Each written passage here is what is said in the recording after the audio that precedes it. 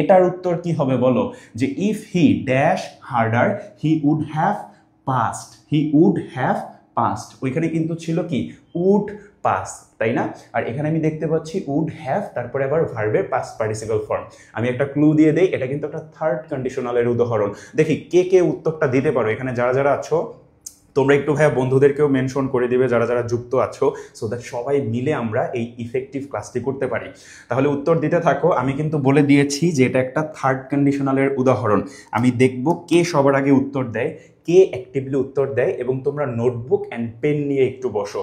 এই যে আমি এক্সপ্লেনেশনগুলোতে যখন যেটা আমি বোঝানোর চেষ্টা করি, ওটা যদি একটু ছোট করে লিখে রাখতে পারো অনেক বেশি ইফেক্টিভ হবে তোমাদের জন্য। তাহলে এটা যেহেতু একটা থার্ড কন্ডিশনালের উদাহরণ, থার্ড কন্ডিশনালে কিন্তু আমার কি ব্যবহার করতে হবে বলো তো ভাইয়া?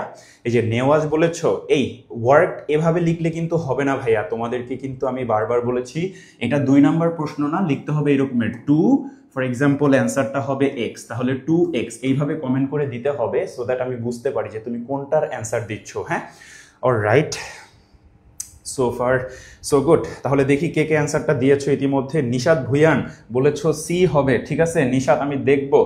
তারপরে তোমার সাজেদা আক্তার বলেছো বি হবে। Zerin thank you so much তোমাকে। নেওয়াজ বলেছো যে এ হবে ওয়ার্ক।